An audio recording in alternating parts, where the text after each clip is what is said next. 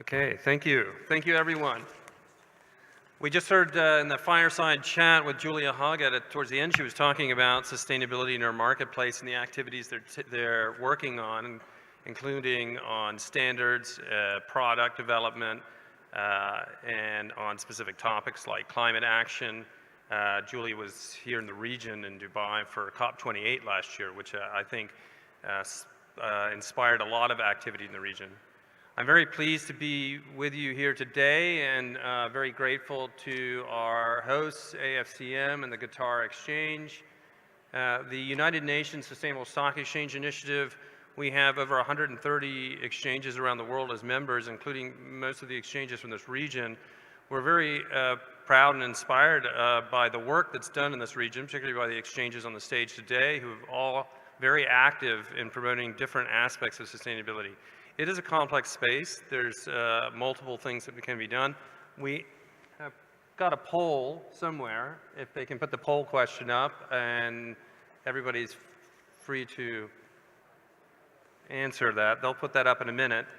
And that question is about all the different things that exchanges can do to promote sustainability. There are a lot of things exchanges can do. And so today we're going to hear from some of the exchanges on the panel about what they're doing in their market. So I'm going to start with the CEOs, and in true UN fashion, I'll go by country of origin in alphabetical order, so Bahrain's in a very good position for that. You ruled the world if the world was ruled by alphabetical order. But I want to ask the CEOs here what you're doing in your marketplace to promote sustainability, to promote sustainable finance, sustainable development, keeping in mind that it's multifaceted areas, providing guidance to your marketplace, providing capacity building, helping to promote products in your marketplace, these kinds of things, and as well as leading by example. I'm also curious to hear if you, not only what you're doing in the marketplace, but if you have challenges, things you're doing that work really well, but other things you're trying to do that we know are difficult. We heard earlier Julia talking about carbon markets. We know some of you are engaged in this area creating carbon markets. It's an exciting opportunity, although all new markets are challenging. So with this sort of positives, challenges, if you also have any thoughts beyond your own market towards regional collaboration. I mean, we are here at a regional event, so it's only appropriate that we also think about, regional challenges. So a lot of things to explain in 15 minutes or less. I'll start with you. I was going to say, I mean, we could take hours discussing this. But I want to go back to 2017. We had a roadshow in Luxembourg, and almost every single fund manager we met, they started to talk about the word ESG. And back then, I was ignorant on the subject. I read it on newspapers, but I didn't pay attention, thought it was a flavor of the month. But once we met with the fund manager and saw how serious it is, we decided once we went back to the exchange to try and do our due diligence. And the more you read about it, the more you start to believe it's not something only investors interested in. That's your sustainability, the future of the country. There's so many elements to it. So once you start believing it, this is where you start implementing and improving. If you just follow the trend, this is not going to go anywhere, or you're not going to do enough. So we immediately, as you mentioned, we led by example, started the reporting our ESG numbers and figures, sustainability figures in our annual reports. Then we issued voluntarily ESG reporting guidelines for listed companies. I'm trying to remember because there were too many initiatives, but I think the milestones, we collaborated with other GCC exchanges and created a unified ESG guidelines for listed companies. And then I will jump immediately to as recent as November 2023, where Bahrain capital market, the regulators issued mandated guidelines on listed companies on reporting. And this is where we go back to the comment you mentioned on the challenges. So we started on capacity building earlier, but I guess it's still not enough. With this mandate, we still need to create or build the capacity of individuals that are involved in these entities to try to make sure they comply with the mandate. And from that point on, I think today we are signing the net zero commitment. So this is all to improve and make sure we work towards the goals and net zero. This is only the environmental aspect, but also the social and the governance aspect. Yeah, thanks. That's well put. And for mandatory guidelines, you're not alone, of course. In many markets, they'll start with voluntary guidelines. Eventually, they move towards mandatory guidelines. One of the things that we always say is that a mandatory rule is nice, but if nobody understands how to comply with it, it also doesn't help. So your role as an exchange in educating people. Yeah, well, I mean, we started voluntarily. There are many companies who did the reporting just as good as, we didn't even to provide them with workshops. They've done a really good job. But you reach a point where you feel the rest will not follow unless it's mandatory. Yeah. And this is where the next step came in. Yeah, yeah. And it has to be, you have to take it country by country. It depends on the level of companies involved, and then you could mandate the rest. Yeah, yeah, yeah. But still, educating them. I had a CEO of an exchange once told me when companies come to list on his exchange, he almost tries to talk them out of it. And he says, if you don't have one room with 100 accountants in it and another room with 100 lawyers in it, you're not ready. I don't think it's quite that serious when it comes to sustainability reporting. I'm quite against that. Because at the end of the day, exchanges, at the core of objective exchanges, once they were established, no. It's a similar model to banks. There are borrowers and lenders. Exchanges have sellers and buyers, or issuers and investors. Yeah. And that's just as simple as that. The more complication, you should be assisting them to make sure they comply, and it disciplines the management. It provides them with sustainability. Yeah. It can never be a thing that I feel has a negative effect on them. Yeah, yeah, yeah. Yeah, absolutely. Definitely streamlining, making things easier for them, providing them with the tools and the education to meet these. Yeah, yeah. Mazen, maybe we can go to Jordan now. You can tell us a little bit about what the Amman Stock Exchange is doing there, also on sustainability aspects, whether it's capacity building in your marketplace and guidance to your issuers and so on. Well, thank you, Anthony. First of all, I would like to thank our host, the Qatar Stock Exchange and the AFCM for the organization of this conference and for the great organization of the conference, and also for having me and inviting me to talk in this session. Well, in early stages, actually, the Amman Stock Exchange recognized the importance of sustainability in light of the increasing demand of information and the increased demand of the investors to align the sustainability information into the pricing mechanism and value creation of stock prices and securities prices. And in 2016, actually, we joined the initiative, the UN Initiative of Sustainable Stock Exchanges, the UNSSE. And at that time, we've issued the first publication of the Amman Stock Exchange, which is a guidance for listed companies to familiarize them with the benefits, and also to familiarize them what is the sustainability is all about, and also to address the issue of sustainability, which was very new for the listed companies. Also, with the COVID, actually, during COVID, we've held a number of educational training courses and training workshops for public shareholding companies in order to, we had a plan, actually. We've changed, also amended the listing requirements, requiring, first of all, we've started with the ASA 20, the biggest companies in the market, the biggest listed companies in the market. Also, it was a mandatory, actually. We've asked them and required them to comply with the GRI standards, which is an international standards. Before that, we have held a number of educational training courses, as I've just mentioned.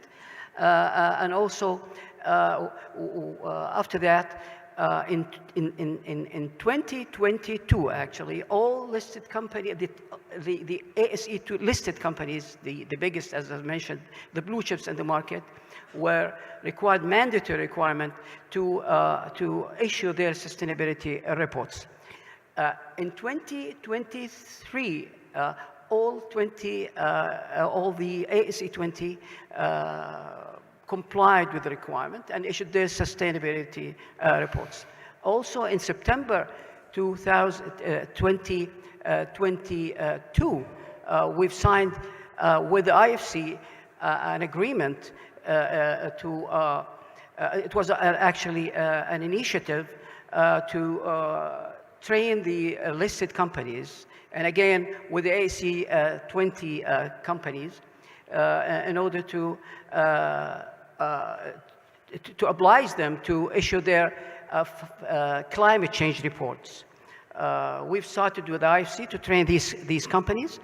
We realized really the importance of the climate change, and we were actually the first in the region and the fifth worldwide to issue such an initiative.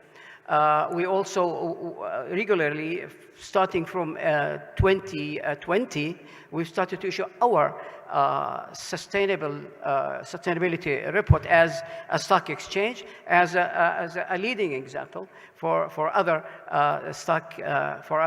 listed companies. So this is the journey of the Amman Stock Exchange.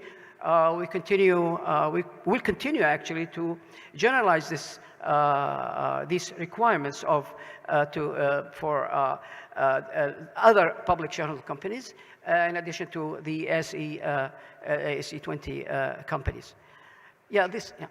Thanks for that, Mazen. You mentioned, just like we heard in Bahrain, you had the introduction of mandatory sustainability reporting in Jordan.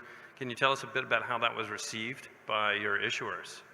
Did they have a lot of questions about that, or was that a challenge for them? Yes. Well, actually, of course. At the beginning, we realized that there's a lack of education with regard to sustainability and climate change, including sustainability, including the climate change reporting. And having said that, actually, we've held a number of educational campaigns. It's an ongoing process, actually. Recently, we've held some training workshops for the SA20, starting with the biggest companies, as I've just mentioned, because most of the companies felt that this is a burden, this is a new burden. We've faced a resistance to require the companies, for example, in the past, to comply with the corporate governance requirements. And this was a big challenge for the stock exchange or for the regulators as well. Yep. And that's why we are keeping working on educational campaigns, educational workshops for these companies in order to familiarize them with the benefits, with the requirements, with the international principles. And that's why we've held what we called multi-stakeholders partnership with the regulators, with international institutions such as UNDP, with the UNSSE, with the UN Global Compact. By the way, we were accepted just months ago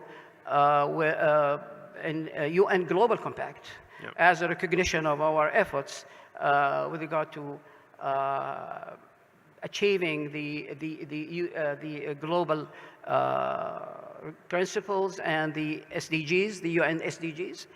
And so we've held and we've built a multi-stakeholders partnership also with the brokers, with the also public shareholding companies,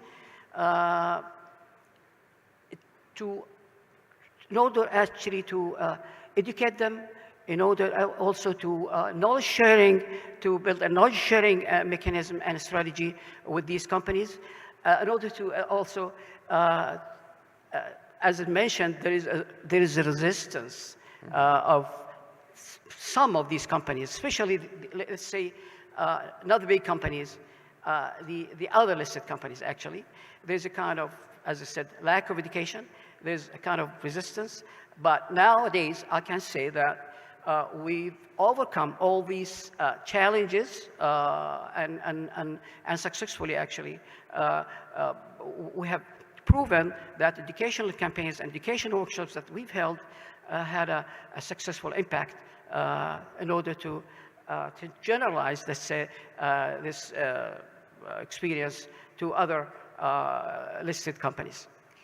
Thanks for that. I think you've highlighted some key points there, particularly this multi-stakeholder approach. It's something that the SSE were always keen to emphasize, that stock exchanges are very important and influential players in the marketplace, but they don't walk around with a magic wand who they could make all things happen. They sit at the intersection of all of these key players, market regulators, issuers, investors, standard setters, and they're really there to act as that central clearinghouse. Yeah. It's not only price discovery, it's knowledge discovery and knowledge transmission. So what you're describing there, I think that is really the key role of an exchange, bringing everybody together. Yeah, I think also the regulators have also very crucial, actually, role in this in order to achieve compliance and enforcement, since the regulator is more powerful than the stock exchange. And in this case, actually, I think the regulators have a very crucial role in this. So the regulators also should be one of the stakeholders that should actually share with you the responsibility to implement the sustainability reporting requirements. And also, by the way, since also international standards like IOSCO now have adopted the IFRS S1 and IFRS S2, and it should be adopted by the regulator in our case. Yeah. And regulators also should issue instructions or legislations in order to oblige as a mandatory requirement for the listed companies. So regulators have a very important and crucial role in this. Yeah, clearly it's a multi-role process. Everybody's got their role to play, but again, exchange is kind of in the middle. So thanks for that. I'd like to get to Mohammed in the Saudi exchange now. The Saudi exchange is also doing a lot of interesting things on a number of different fronts. We've worked with the Saudi exchange on training, on climate disclosure programs. Of course, the Saudi exchange also has, as a separate business unit, the new carbon market you're working on. Like all the other exchanges on this platform, you're holding these annual gender equality, ring the bell events to promote gender equality in your marketplace. Again, maybe you can tell us a little bit about all of the various activities you're engaged in, success stories, challenges, how you see things moving forward. Sure, Anthony. Assalamu alaikum. Good afternoon, everyone. And first of all, I would like to thank Qatar Stock Exchange for their generosity in hosting us, and AFCM for the amazing setup. Back to your question. Let's start with the sustainability finance. It's a relatively new trend, I would say, as a label, but as a practice. I'll get to this in a bit. And it's derived from the ESG principles. Obviously, it's very important. We're gathering, and we have a dedicated panel for it because it became a major investment theme, not just in the region, but globally. And not going beyond the financial aspect of things, I mean, with the rising global climate crisis, have led us all to think about the systematic risk and the interconnected nature of our markets, economies, and our lives. So whenever we design or look for development of our capital market, we always make the sustainability as a major element when designing and part of businesses going forward. And I think as Saudi Tadawul, we're lucky that we are in a country that's going through a massive transformation toward becoming a more sustainable economy that is less reliant on oil. I mean, if you look at the pillars, thriving economy, ambitious nation, and vibrant society, and one of the goals, for example, is to have 50% of our energy from renewable sources by 2030. And we've also launched the Saudi Green Initiatives. We've also launched the Middle East Green Initiatives. This is to reduce the carbon emission. And that has trickled down to the government entities where they are governing a lot of companies, and percentage of them are listed in our markets. That made the environment ready to understand the ESG and to be less resistant to it. As a matter of fact, I think after we started collaborating with the UN SSE back in 2016 when we first joined, and we did many workshops with companies, we found out that many of them, they do the practices, but they don't report it. And some of them, they do and report, and some of them, they don't have any idea. They have it in a different name, for example, which is in our culture, doing charity and that sort of things, how to protect reputation. But after they understand that it has a lot of societal and financial benefits, they look for us as exchange for guidance on how to get those changes within their organization. And this is where we came up with the ESG guidelines back in 2021 in collaboration with the UN SSE, where we explained the principles and also we gave them different approaches and how can they report. We are agnostic, we don't prefer a certain way over another, and that led us to have a great increase of companies reporting by 13% the first year. As of today, more than 30% of the issuers are reporting ESG, although it's not mandatory yet. We want to take things gradually. We don't want to shock the market. We don't want to have 100 consultants dedicated for the ESG.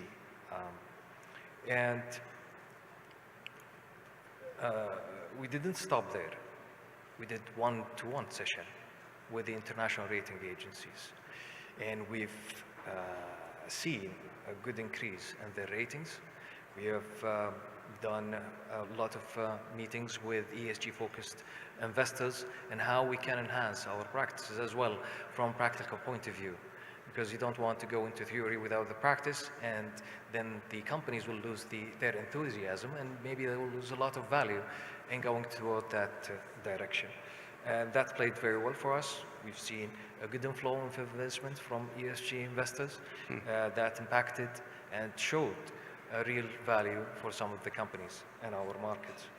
And I think to show how important the ESG, especially in the region, the first document that we published and we agreed as a GCC exchanges under the GCC Exchanges Committee was the ESG guidelines. That made it more standardized within the region. It made it more streamlined for the market participants. And I think it paved the way for having a more, I would say, cultural shift toward ESG as a main element, not just to look at the profit P&L alone. We believe that as an exchange and as one of the infrastructure that we group companies and investors, we have a duty to make sure that the investors and issuers are well informed about what's going on in the ESG. It's a very dynamic topic.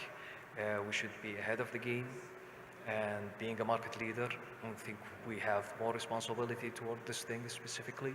So to make sure that this major element in the modern business is implemented in every decision we make when we develop our market. This is why we also, during the discussion we had with companies, they brought up the carbon credits. And so this is why we established the voluntary carbon market, to help them offset their carbon and reach their goal of being carbon neutral. We have plans to go beyond that. We are interested to hear the audience views and how we can go further with that, with the framework of green bonds. This was announced by PIF. We expect to have the first issuance very soon. We have already, as a country, had a green bond listed internationally. We hope to replicate the same thing in our market. So it's very close to us as an exchange, and we'll continue to have a big focus on ESG. It's an excellent range of a portfolio of activities and developments there. Whenever we hear policymakers at the government level talking about things like the climate crisis, a big topic that always comes up is finance. This is why every year at COP there's always a finance day. Now, there are many forms of finance, but exchanges play a strong role in this. You spoke about your own country's desire to focus towards a target of renewable energy. Renewable energy is not a technological problem. It's not a technological challenge. It's a finance challenge. So I don't know what your thoughts are about that, how the exchange, obviously there are other forms of finance in the economy, but what role exchanges can play also in helping to finance this transition towards renewable energy. Yeah, absolutely. I mean, as an exchange, I mean, we started to finance companies on their, I would say, the regular businesses. And we used to focus on the big companies. And then we've launched a smaller market that's catered for small and medium-sized enterprise. But if you go beyond the exchange, the country is going through a reform into their capital market where we allowed also to finance ideas. You are absolutely right, there is a technology challenge. I'm not a scientist, but I've heard it a lot. But there is a desire from investors to change the world, to make it better, to solve problems, not to just focus on the economical return. And I think the capital market in general, whether it's exchange or outside of that, should help into it. And this is our ESG, I would say, and our duty to have it as a responsible entity. But now I think, like any other institution in the world, we need to connect the right idea with the right investors. We are liquidity optimizer within the economy. So we have one of the largest companies in the world, for example, Aqua Power. They're focusing on renewable energy, and I think they are getting a great interest. If you look at their report, they're committed to make the Saudi better in terms of the energy mix, and not only Saudi, but they are working globally in different countries in the world.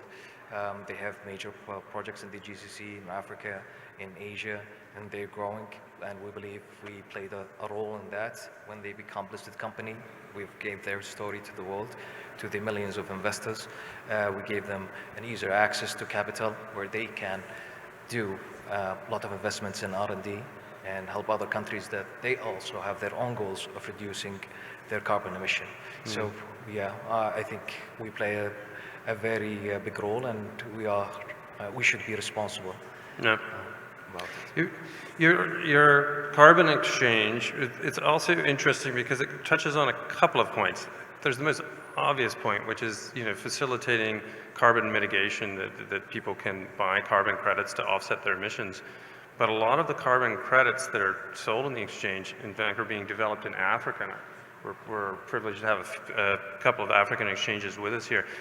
So in a way, you're also creating a facility to channel investment towards climate projects, environmental projects in Africa, then get that bundled into a carbon credit and sell it back to other market participants. I don't know if you have any thoughts on that, but it's an interesting mechanism. It is. I think this is where having a noble idea and bringing the modern capital market try to nurture this noble goals.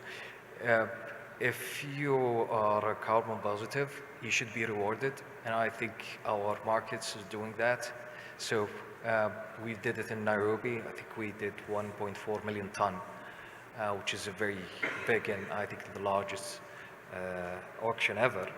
So I think it encourages the carbon positives and the carbon negative and trying to monetize, and this should also put more focus on how you can create a business out of it. And I think as the value of carbon goes up, that means we'll give value to the people who are negative, and I wouldn't say punish, but give more cost who are to the entities who are carbon positive. Yeah. So we play a role in trying to balance things, and also at the same time trying to let them reach their carbon neutrality, which is something that we are advocating for. I think we've discussed this several times with the UNSCC. We're happy that many of our colleagues are signing a pact today. We believe we'll be following them very soon. So yeah, I think this is a small role that we can play toward having a better world. Thanks for that. You know, all three of these markets today, we've talked a lot about sustainability reporting, information. Companies are producing these reports. Of course, people shouldn't just produce a report and then throw it on a bookshelf and walk away. Data has to be used. And so I'd like to go to Silvina from LSEG, who's the director. Hello, I'm back. Silvina, the Director of Sustainable Finance at LSEG for Emerging Markets. Part of your challenge is turning raw data into useful products for market participants. I wonder if you can tell us a little bit about that and how data is driving decisions in sustainable finance, and also you see the demands coming from the market. You're not just packaging things and throwing them out there. You're putting together things in ways based on what investors and other data users are asking you for. So maybe you can tell us a little bit about how all of this sustainable finance information that issuers are producing is used in the marketplace. Of course. First of all, I'm really honored to be here in this panel. Thank you very much for the invitation and the opportunity. Demand of data is key. What we notice is like the highest barrier for investors to continue adopting sustainability is the lack of data or the lack of standardized data. So it's a big demand of more data. On the other hand, the corporates are really challenging in the complexity of the reporting, in getting all the capacity, internal capacity to build those reports, to align with local regulation, but also with international regulations or other markets regulations where they operate. And they start realizing that the sustainability reporting is not one time in the year exercise. It's a very dynamic thing. It's not just to show operational metrics of what is happening in the corporate. It's really a process, and that requires estimations in terms of emissions, for example, and defining transition plans and executing those plans and reporting against the progress of these plans. So we have, as LSEG, and I'm part of the data and analytic division, so I will complement and build on what Julia mentioned before. We have this demand, and we are proudly enablers of the financial system to try to provide more information to the investors, but also help companies to discover this information. And for this is key and strategic to partner with exchanges. And I'm proud to say that we have partnerships with many of the exchanges that are here today. And we develop what is called Sustainability Intelligence Platform. So it is real market infrastructure that helps exchanges help companies. So we help ones to help others in this sustainability ecosystem. And what the platform is doing today, and we have a proof of concept with Malaysia Bourse, which is a very interesting case, even for the Islamic finance perspective. But what the platform says today is a single questionnaire guided to companies to start disclosing information, to provide information. It's just one questionnaire for all the type of reporting. We expect to be on the IFRS standards very soon in terms of single reporting, but this can handle much more type of reporting. So it's a disclosure platforms. At the end of this journey, companies can get their own reports and give more visibility on the companies, what they are doing. But also it's an impact measurement tool. So it's very easy to calculate emissions, for example, and in a consistent way from scope 1, scope 2, scope 3. That this is very, very relevant. It's also a tool to risk identification across the supply chain, because when the platform consolidates all the information for the companies and the suppliers and the providers, they can estimate risk points and can create strategies to decarbonize these risk things. And of course, it's a stakeholder communication platform, because with all of this information, you can get more analytics, more data, provide more data into the market. And for exchanges, it's a very practical tool. Now it's very focused on the climate theme, but we know that the platform can scale to other sustainability reporting, like DNFD, for example. This is very key. If you saw the news in the region the last couple of weeks, it's all about biodiversity preservation. Also, it's not just climate, and so this is the potential that the platform has. Can be also used as a policy tool in terms of targeting, setting, and track companies' evolution in terms of decarbonization, and of course a climate action finance tool, because companies with information there can access to certification or go directly to the market in the future. So these are part of the things that we are developing together with the exchanges to support the market, and of course partnership collaboration is key. Thank you for that. LSEG has been active in this area for a long time. The FTSE for Good was launched, and I think that was LSEG's first foray into this space, and that was launched in the early 2000s, if I'm not mistaken. It must be like close to 20 years old now. Yes, well, the FTSE index business is also a separate business from the group that have the landmark of FTSE for Good and many other indices. And what we are seeing is a lot of demand, especially in the emerging markets, where I work for exchanges and markets to create index with their own methodology, but with our underlying data, which we are also proud of. There are more demand of low carbon indices. For example, we have one with the Federation built 4 or 5 years ago now.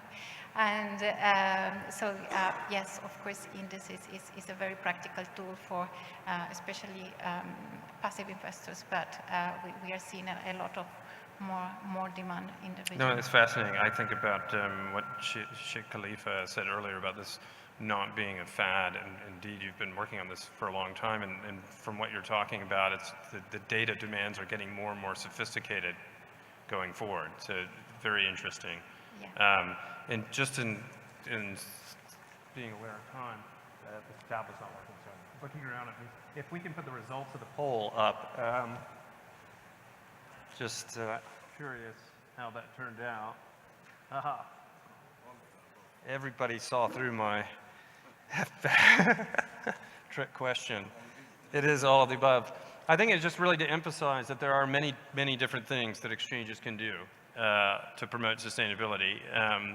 And we've heard great examples of all of the things they're doing. With the last couple of minutes, I'd like to go to Joe, who's the CEO of the Gulf, the GCC Board Directors Institute. When we talk about ESG, environmental, social, and governance issues, I've always said that the G is the foundation upon which the E and the S stand. Without good governance practices, everything else is everything else.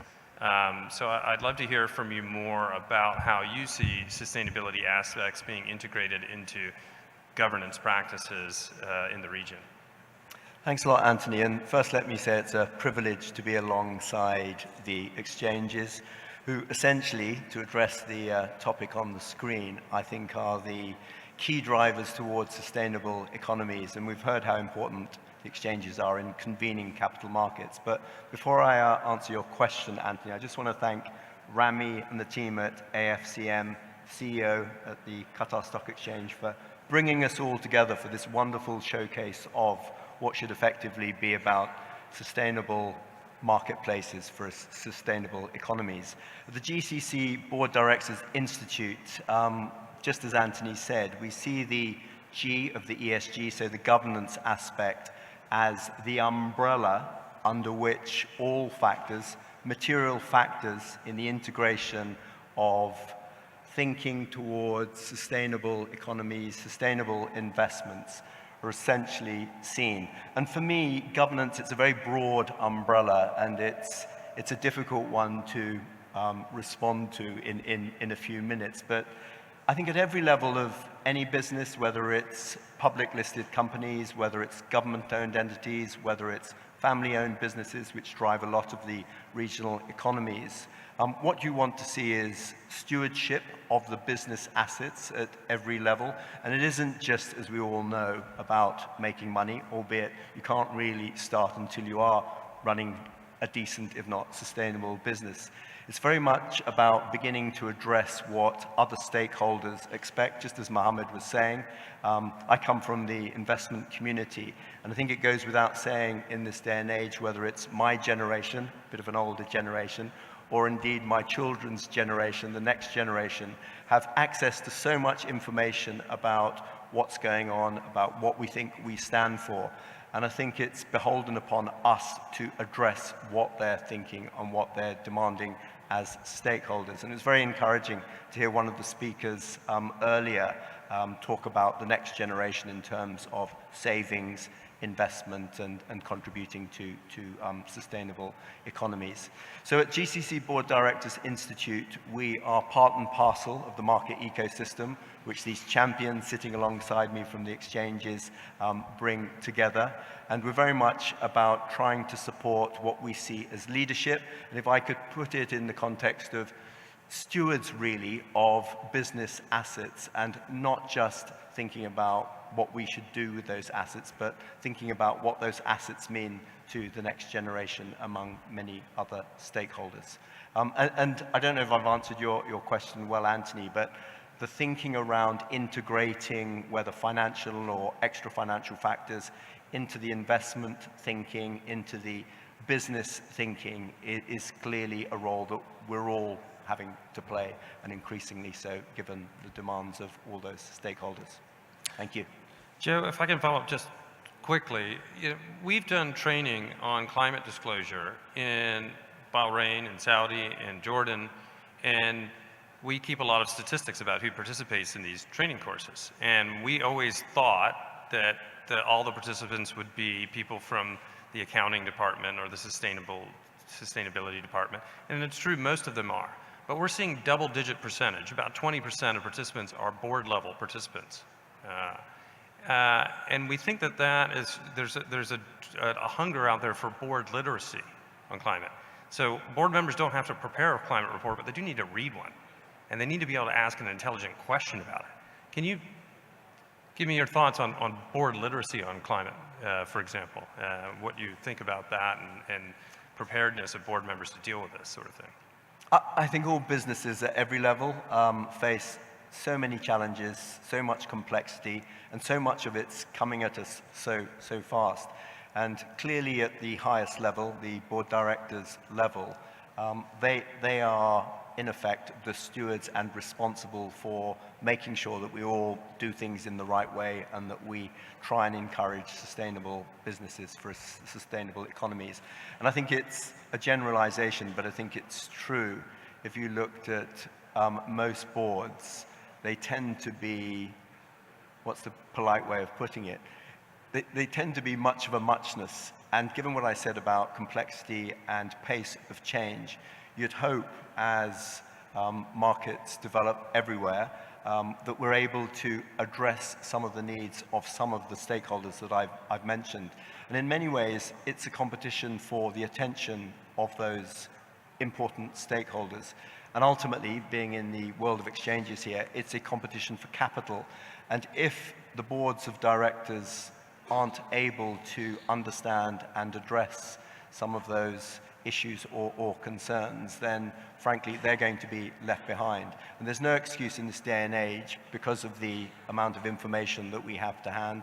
And Silvina has made the point about data, quality of data, which we heard earlier. So in many ways, it's incumbent upon our steward leaders to lead by example, and if necessary, shake themselves up to be able to address what they don't know. And that's the mark of leadership, recognizing where the gaps are, recognizing where you need help, and if necessary, changing the mix, if not the diversity and inclusion at every level, from board level downwards, throughout any business, as far as I'm concerned.